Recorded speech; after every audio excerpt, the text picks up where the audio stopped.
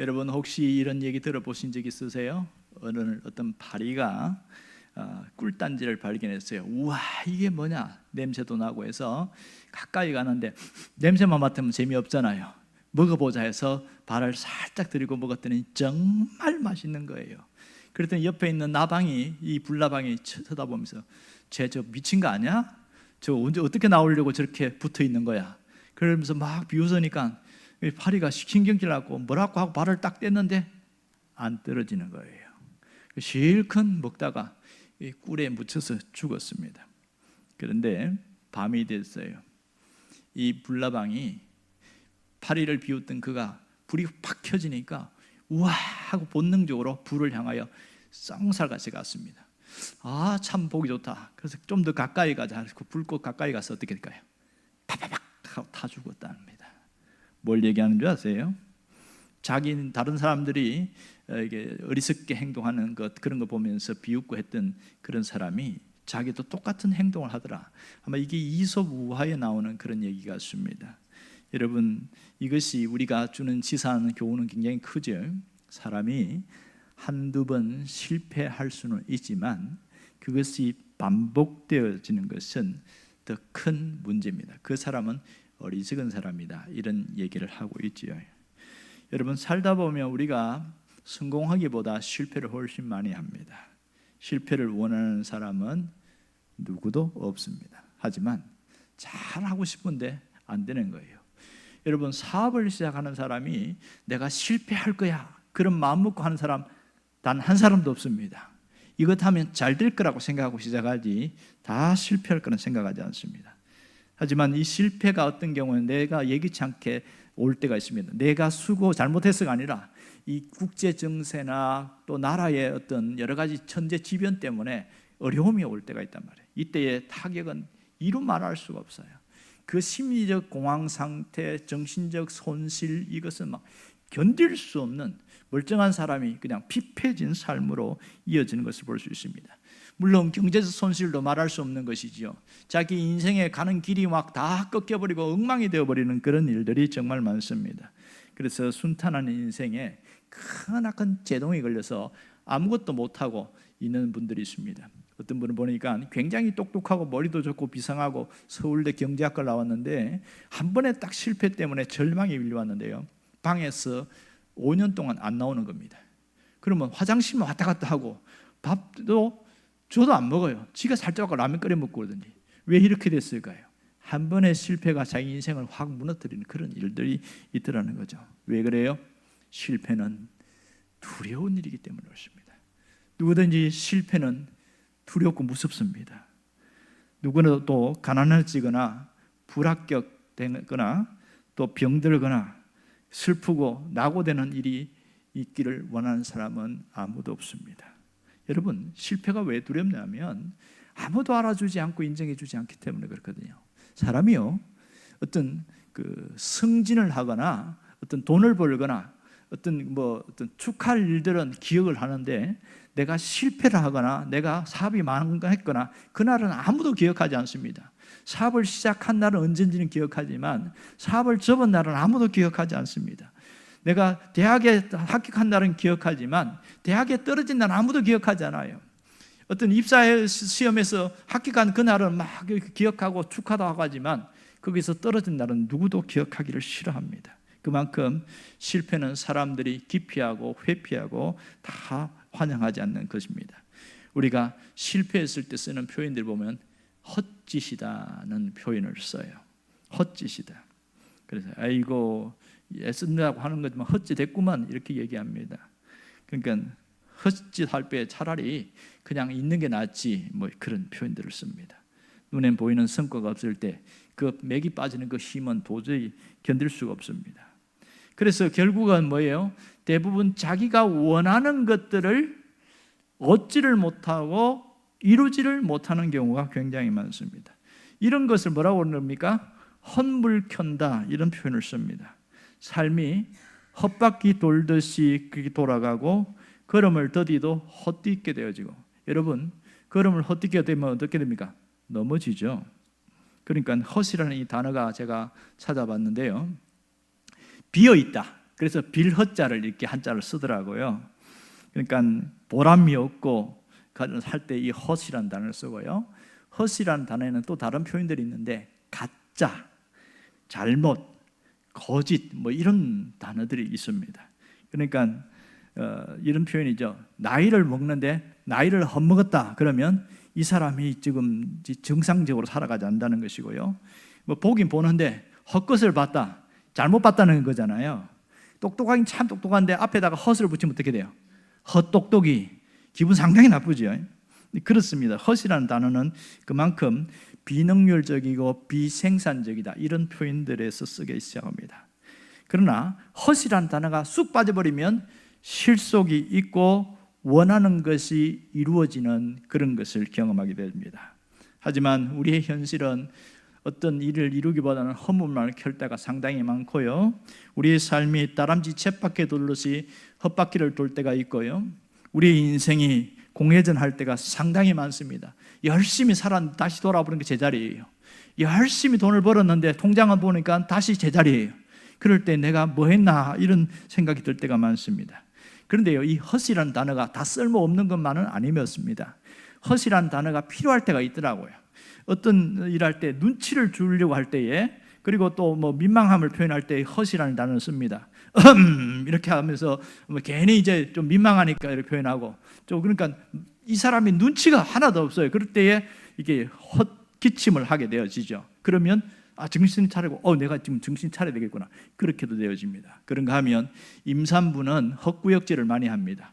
헛구역질을 하는 그것이 잘못된 것이 아니라 오히려 그것 때문에 아이가 태어나는 그런 놀라운 일이 있습니다. 야구 선수들이 보면 3할대를 넘어가는 야구 선수가 없습니다. 왜냐하면 이 3할대라면 굉장히 잘 치거든요. 이 3할대 선수들도 헛스윙을 굉장히 많이 합니다.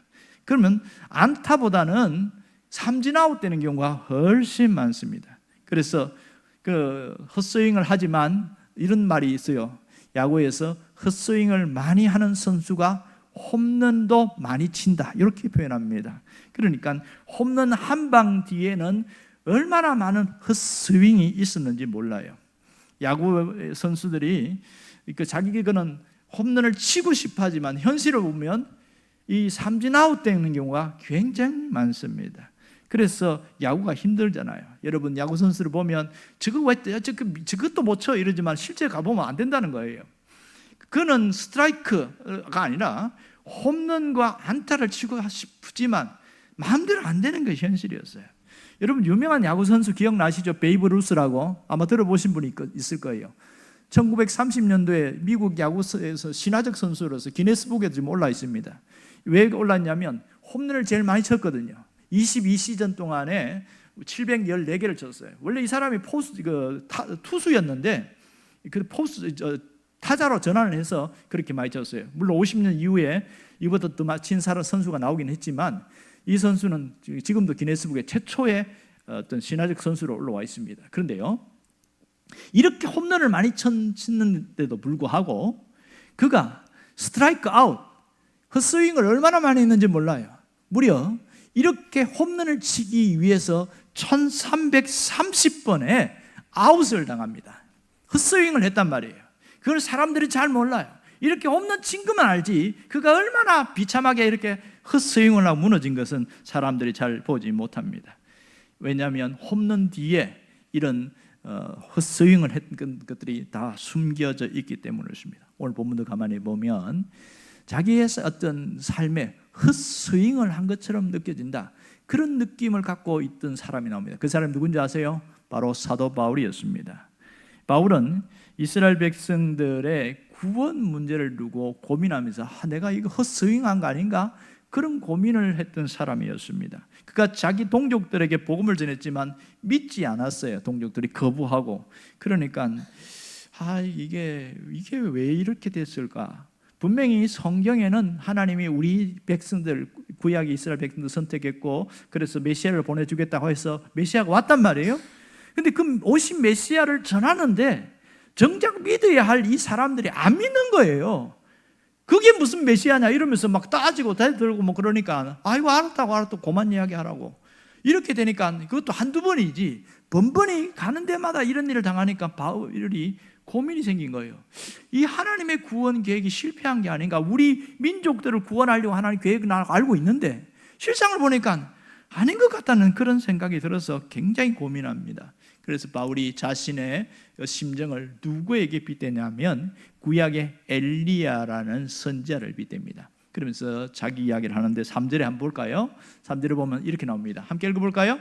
주여, 그들이 주의 선지자들을 죽였으며 주의 제단들을 헐어버렸고 나만 남았는데 내 목숨도 찾나이다. 그 자기 마음을 이 엘리야에게 빗대서 이야기하는데 지금 이 3절의 배경은 열왕기상 18장과 19장이라는 그 엄청난 내용들을 포함하고 있어요. 그 내용이 있는 얘기인데요. 그러면 여기서 그러면 도대체 구약에서 그때 무슨 일이 있었는가? 우리가 그걸 알아야 되겠죠. 엘리야는 하나님의 위대한 선지자인데 그때는 다 백성들이 하나님을 안 믿는 거예요. 다 바알 믿고 아세라 믿고 그렇게 하니까 막 너무 속상하고 그래서 진짜 하나님이 누구신지 한번 내가 보여주겠다 이렇게 하면서 도전장을 냈는데 그 당시에 바알 선지자 450명, 아세라 선지자 400명, 850명하고 우리가 한번 그러면 하나님이 바알이 하나님인지 신인지 하나님 여호와가 신인지 한번 내게 해보자. 그렇게 해서 그 갈멜산에다가 제단을 쌓고 해보자니까 오케이 그런 거예요. 그때 바알 선지자가 450명이 모였어요. 그 주변에 수백 명의 백성들이 지켜보고 있고 그리고 450명 대 1 혼자서 싸우는 거예요. 제일 먼저 제단을 쌓아놓고 송아지를 이렇게 각을 떠갖고 올려놓고 이제 한번 해봐라는 거예요. 하늘에서 불을 내리는 신이 진짜 아니겠냐? 그랬더니 바알이여 바알이여 응답하소서 불을 내리소서 불을 내리소서. 불이 내립니까 안 내립니까? 안 내렸어요. 그렇게 오래 믿은 바알이 세상에 불을 안 내니까 엘리야가 비웃잖아요. 야 너희 신이 잠자나 보다 어찌 마실 갖는 거 한보다 낮잠 자는가 봐. 그랬더니 더 성질을 내가 흥열받잖아요. 그러니까 요만한 칼을 꺼내갖고 자해를 하면서 피를 흘리고 이러면 이제 그 정성을 보고 바알이 정신 바짝 차릴 거다 생각하고 바알이여 불을 내리소서 불을 내리소서 하는데 해가 넘어가기 직전까지도 불이 안 내리는 겁니다. 에이 그만해라 내가 할게. 그러니까 사람들이 막 힘이 주고 있잖아요. 그리고 엘리야가 다시 거기다가 송아지를 이렇게 각을 떠놓고 물을 또 그래요. 저 지중해 물을 바닷물을 갖고 물 위에서 아래로 몇 바게트를 부었어요. 그러니까 온 데 장작이나 그 재물이 다 젖었을 거 아니에요. 그래놓고 왜 그랬을까요? 저거 속에다가 불씨 씌워놓고 거짓말 한 거야. 이렇게 할까봐. 그러고 나서 하늘을 쫙 손들면서 하나님이 살아계신 것과 그 하나님이 이스라엘의 하나님인 것을 보여주시옵소서. 불을 내리소서. 그 한마디 했는데 갑자기 하늘에서 와락 불이 막 쏟아지는데 얼마나 강력했는지 이 불이 송아지를 태우고 거기는 돌죠. 돌을 확 태워버리고 밑에 있는 여기 다음 주변에 있는 물까지 싹 핥아먹었더라 이랬어요. 그러니까 깜짝 놀란 거예요. 이 하늘에서 불 내리는 거 처음 봤거든요. 그랬더니 엘리야가 저 450명에서 체포하라는 거 사로잡으라 그래갖고 기손 시내에 데려가서 백성들을 키켰더니 그걸 말 잘 들어요. 다 죽여버렸어요.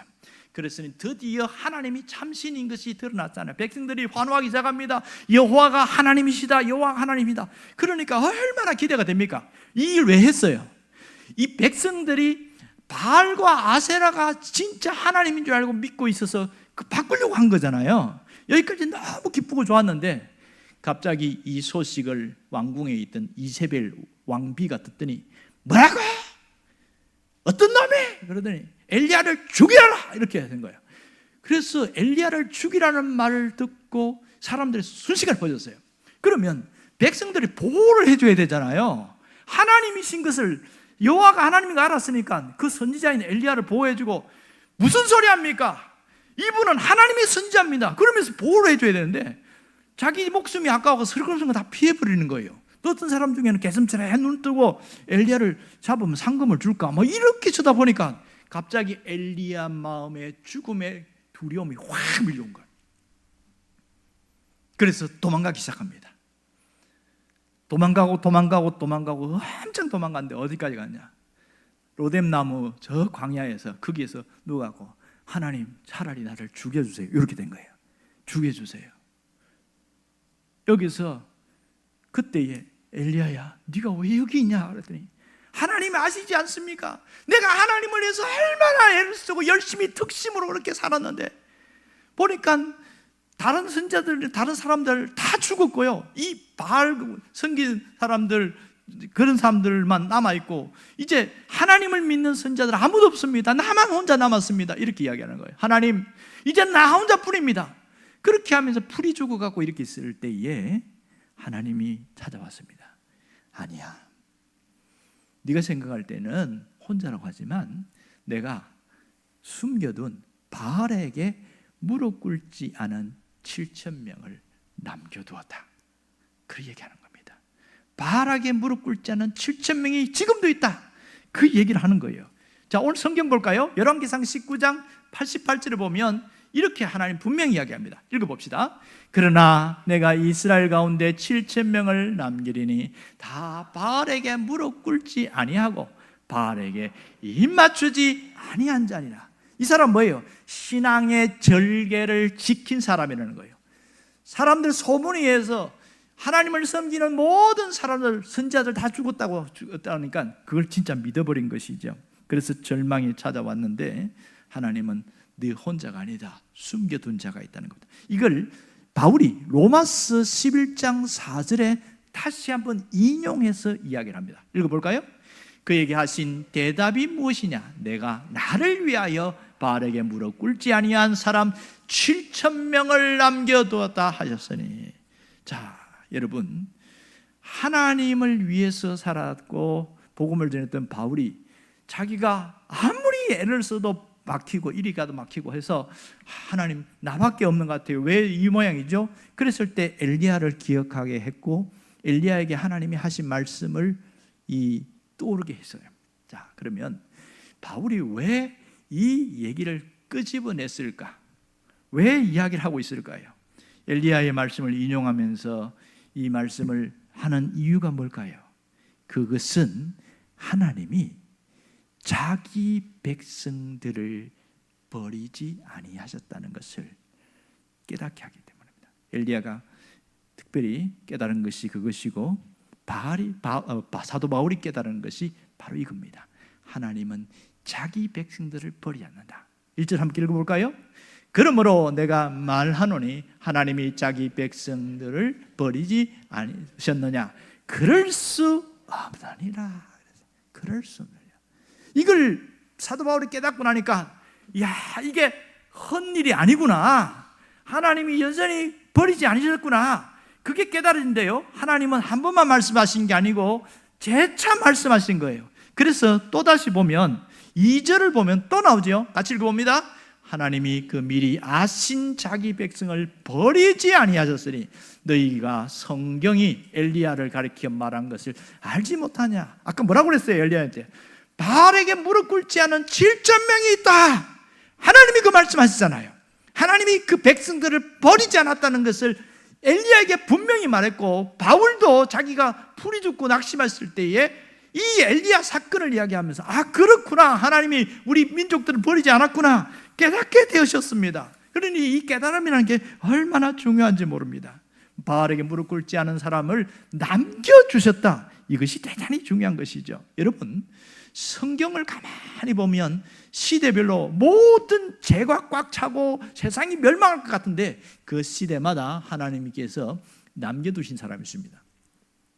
우리가 아담의 자손이라고 그러는데 엄밀하게 말하면 아담의 자손은 앞에 다 죽었죠, 홍수로. 그럼 누구의 자손이에요? 노아의 자손이죠. 셈과 함과 야벳의 후손들인데요. 자, 보세요. 노아 시대 때 죄가 꽉 찬 그때에 하나님이 노아의 가족들을 남겨두었어요. 그리고 아브라함 때에는 아브라함의 가족들을 통하여 하나님이 새로운 세계를 열어가셨어요. 그리고 엘리야 시대 때는 엘리야 혼자가 있는 게 아니고 엘리야 외에 바알에게 무릎 꿇지 않은 7,000명을 남겨두셨다. 그 얘기를 하고 있습니다. 그리고 이사야가 살던 그 시대에는 히스기야라는 사람을 남겨두어서 하나님 일을 하게 하셨습니다. 그리고 나라가 다 망해서 포로로 끌려갈 그때에는 누구를 남겨두었어요? 에스라, 느헤미야, 에스더를 통하여 하나님이 그 일을 하셨음을 알 수 있습니다. 이걸 바울이 성경을 통해서 깨닫게 된 거예요. 아, 하나님께서 남겨두신 자가 있구나, 남은 자가 있구나, 이걸 깨달은 거예요. 그래서 5절에 뭐라고 이야기합니까? 5절에 보면 이렇게 말합니다. 다 같이요. 그런즉 이와 같이 지금도 은혜로 택하심을 따라 남은 자가 있느니라. 은혜로 택하심을 따라 남은 자가 있느니라. 여기서 바울이 다시 한번 두 주먹을 불 끈지고, 그렇구나, 하나님이 택하신 자가 지금도 남아있구나, 그러면서 지금 1차, 2차, 3차 선교 여행을 하고 마지막 로마까지 가서 장렬하게 순교할 수 있었던 것은 지금도 그 은혜로 택하신 자가 남아있는 것을 믿었기 때문에 그렇습니다. 여러분, 오늘 우리에게 굉장히 중요한 진리를 우리에게 보여주고 있습니다. 그것은 하나님을 위하여 수고한 일, 하나님을 위하여 헌신한 일은 결코 헛되지 않는다는 것을 말하고 있습니다. 비록 사람이 볼 때는 그런다고 뭐가 되겠냐, 뭐가 해결되겠냐, 사람들이 볼 때는 실패한 것처럼 보이도 하나님은 결단코 실패하지 않으신다는 겁니다. 하나님은 실패하지 수가 없어요. 왜요? 하나님은 우리가 보는 결과만 보는 분이 아니에요. 뭘 봅니까? 시작과 동기와 과정까지도 하나님은 보고 계시기 때문입니다. 사람들은요, 결과만 가지고 평가를 해요. 그러나 하나님은 결과뿐만 아니라 그가 어떻게 시작했고 어떤 과정으로 가고 있는지 이것을 굉장히 귀하게 여긴다는 겁니다. 이것이 하나님이 보시는 관점이에요. 여러분, 우리는 성공보다는 때로는 실패를 통해서 훨씬 더 많은 것을 배우게 됩니다. 넘어지지 않은 사람, 일을 망쳐보지 않은 사람, 한 번도 실수하지 않은 사람은 이 세상에 단 한 사람도 없습니다. 그런데요, 똑같이 실패를 했는데 어떤 사람은 주저앉아서 일어나지 않습니다. 똑같이 고통을 당했는데 어떤 사람은 트라우마에 갇혀가지고 벌벌벌 떠는 거예요. 그런데 어떤 사람은 내가 그래도 나는 이겨야지 이러면서 불 끈지고 트라우마를 극복하는 사람이 있어요.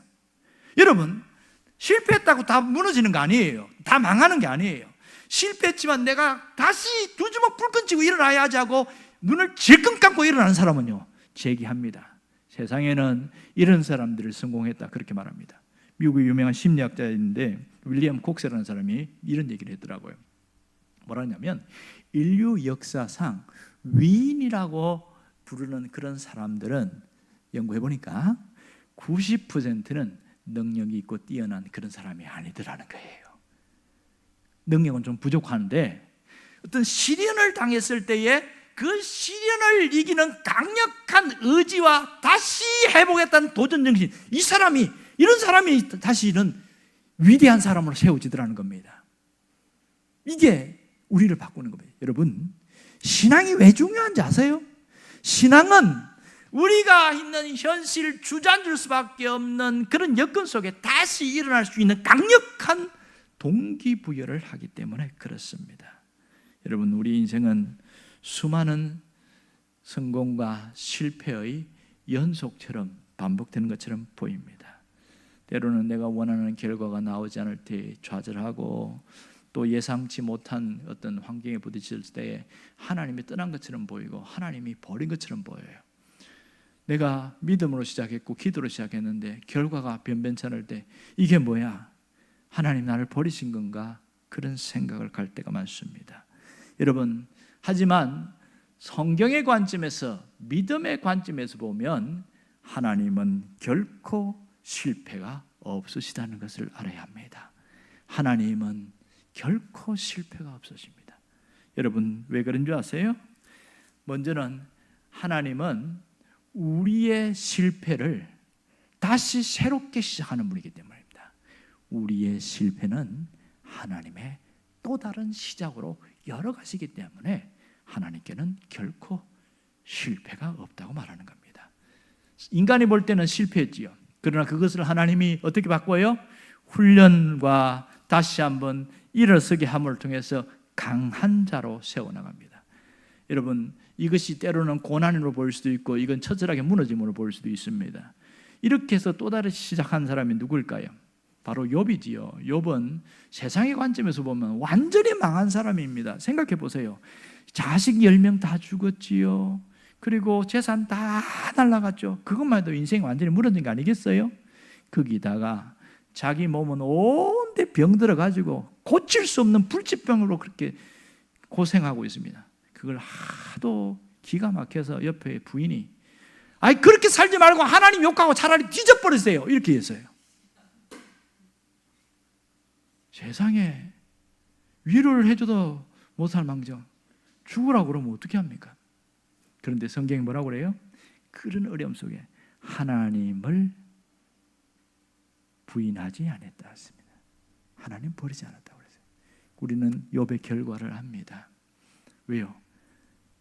마귀는 욥을 철저하게 망가뜨린 실패로 만들었지만 하나님은 새로운 시작으로 만들어갔다는 겁니다. 두 번째는 이 실패가 하나님께는 실패가 아닌 이유가 뭐냐? 그거는 하나님의 시각과 우리의 시각은 완전히 다릅니다. 우리는 눈에 보이는 것으로 판단하고 눈에 보이는 것으로 결정하고 눈에 보이는 것으로 미래를 내다봅니다. 하지만 하나님은 눈에 보이는 것으로 하지 않고 이것을 내가 실패하고 내가 무너지는 이것을 싹 다시 버물려 갖고 어떻게 해요?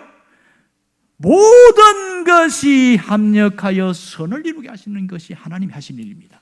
그러기에 하나님의 시각은 야 그거 실패 아니야 괜찮아 다시 할 수 있어 이렇게 이야기하는 거예요. 여러분 그 음성이 여러분에게 들릴 수 있기를 바랍니다. 세 번째는 하나님 안에서는 실패는 언제나 과정일 뿐이다. 뭐라고요? 실패는 과정일 뿐이에요. 결과가 아니라 과정이에요. 실패는 열매가 아니라 과정이라는 것을 알아야 됩니다. 그러므로 하나님께는 결코 실패가 있을 수 없는 거예요. 그러므로 우리가 한두 번 실패했다고 거기에 무너지면 인생은 더 이상 일어날 수 없습니다. 믿음이 있다는 게 뭡니까? 하나님을 붙든다는 것이잖아요. 하나님을 지금 신뢰하면서 가는 것이잖아요. 그런데 하나님께는 실패가 없으니 내가 하나님을 붙들면 나에게 내가 실패가 있어요 없어요? 없죠. 당연히 다시 일어날 수 있는 거예요. 이게 믿음이에요. 교회에 한두 번 나오는 걸 믿음이라고 얘기하는 게 아닙니다. 하나님을 붙들고 사는 것을 믿음이라고 말합니다. 여러분이 그 믿음의 사람이 될 수 있기를 바랍니다. 동영상 하나 볼 텐데요. 스윙! 삼진! 자, 풀카운트 승부구가 들어갑니다. 선체로 삼진. 변하고 스윙 삼진! 스윙 삼진 아웃. 투구했고요. 2.7 스윙 삼진 아웃. 첫 번째 아웃 카운트 3진으로 잡아내고 있는 나의 기쁨 내 참 소망 그 이름의 생명이 내 삶의 이유라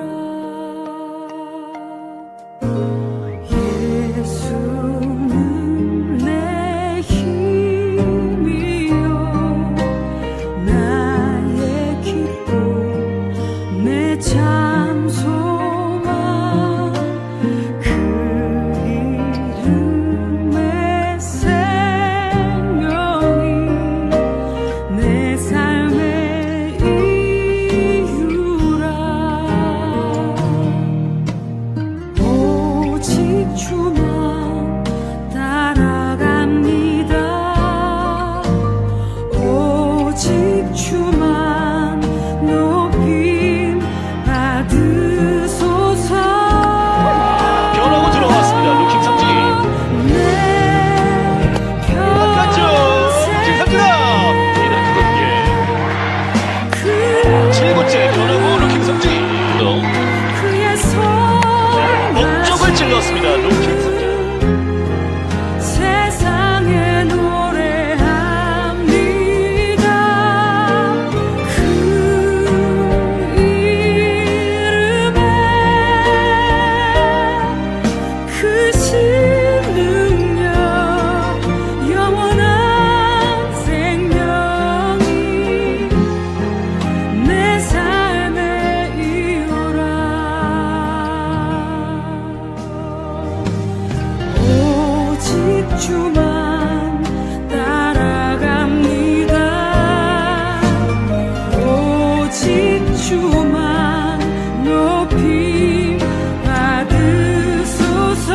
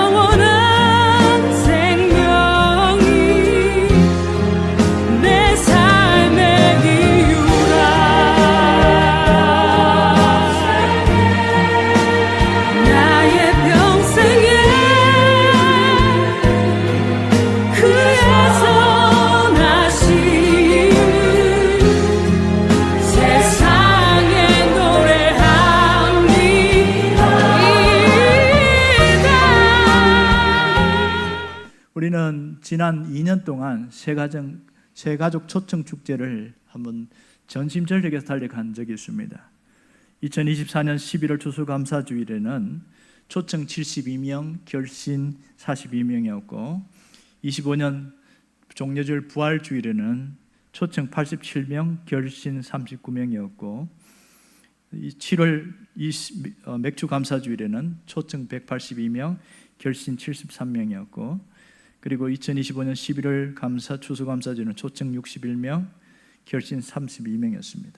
하지만 현실을 보면 정착은 우리가 생각보다 훨씬 못 미칩니다. 이를 빠지고 저리 빠지고 이렇게 빠지고 이렇게 해서 마침 실망이 되기도 하고요. 꼭 초청 축제를 해야 하냐 이런 의문점을 갖기도 합니다. 해도 소용없는데 뭐 또 해야 합니까? 물론 그런 얘기를 나한테 직접적으로 하지 않지만 마음속엔 그런 의문이 일어날 수밖에 없는 거예요. 하지만 결과만 생각하면 우리가 본질을 잃어버리게 됩니다. 여러분, 본질이 뭡니까? 영혼 구원입니다. 교회의 존재 목적이 뭐예요? 영혼 구원입니다. 우리가 살아가는 이유가 뭡니까? 하나님이 내 생명을 연장시켜 주신 이유가 뭐냐고요? 그것은 영혼 구원의 사명을 감당하라는 것이죠. 그것이 얼마가 됐든 우리가 그 일을 하기를 원하는 것이죠. 여러분, 왜 초청 축제를 해야 합니까? 아직도 교회 밖에 남은 자가 있기 때문에 그렇습니다. 여러분 5절 말씀 다시 한번 볼까요? 이 말씀이 사도 바울이 깨달은 말씀이지만 하나님이 또 하신 말씀이지만 우리에게도 하신 말씀입니다. 같이요? 그런즉 이와 같이 지금도 은혜로 택하심을 따라 남은 자가 있느니라. 그렇습니다. 교회 밖에 은혜로 택하심을 받은 남은 자가 있습니다. 그들은 아직 예수를 영접하지 않았지만 택하심을 받은 남은 자가 있어요. 그들이 누구인지 몰라요. 그래서 우리가 교회로 초청해서 말씀을 듣게 하는 거죠. 그럴 때에 하나님이 택하시구나. 그 일에 내가 수고할 때 하나님은 그 보상을 누구에게 줘요? 나에게 주시는 거죠. 그러므로 우리가 불신자 중에 남은 자 있다는 것을 잊지 않기를 원합니다. 이걸 위해서 주님이 우리에게 일을 부르셨어요. 우리가 해야 될 일은 뭐죠? 전도자의 일을 하는 겁니다. 디모데후서 4장 5절에 보면 이렇게 이야기합니다. 붉은 글씨 함께 읽어볼까요? 다 같이요. 전도자의 일을 하며 내 직무를 다하라. 이거 하나님 우리 하라고 살려준 거죠. 또 하나는 전도의 문이 열리도록 기도하는 일이 우리가 해야 할 일입니다. 디모데후서 4장 골로새서 4장 3절입니다. 다 같이 시작. 또한 우리를 위하여 기도하되 하나님이 전도할 문을 우리에게 열어주사 그리스도의 비밀을 말하게 하기를 구하노라. 내가 직접 현장에 못 나갈 때는 하나님 우리 교회를 통해서 전도할 문이 열리게 해주세요. 그 기도는 꼭 할 수 있기를 바랍니다. 그러므로 전도의 문이 열리는 것과 또 내가 나가서 또 교회로 초청하는 그 일을 하라고 하나님이 우리를 보내셨어요. 그래서 아까 이렇게 했습니다만은 전도에 대해서 다시 한 번 더 퍼포먼스 하는 걸 했던 거 기억하면 좋겠습니다. 초청은 누가 해야 됩니까? 목사님이, 사모님이. 그러지 마시고요. 초청은 누가요? 목사, 내가 하죠. 전도는 누가 합니까? 제가 합니다. 그러면 믿게 하는 건 누가 합니까? 성령님의. 이것을 두 손을 앞으로 내서 한번 해봅시다. 손이 있는 사람 앞에 이렇게 보세요. 이렇게 손을 펴서 제가 초청은 누가 하면 여러분들이 내가 이렇게 하는 겁니다. 자, 여러분 해봅시다. 초청은 누가? 내가. 전도는 누가? 목사님이. 믿게 하시는 것은 누가? 성령님이. 그렇습니다. 여러분 성령님이 믿게 합니다. 내가 믿게 하려고 하지 마시기 바랍니다. 그래서 단지 내가 할 수 있는 것은 한번 해보자. 내가 하나님이 하시니까 해보자. 그것만 하면 됩니다. 여러분 할 수 있다 하면 된다. 해보자. 한번 찬양하고 기도할 수 있기를 바랍니다.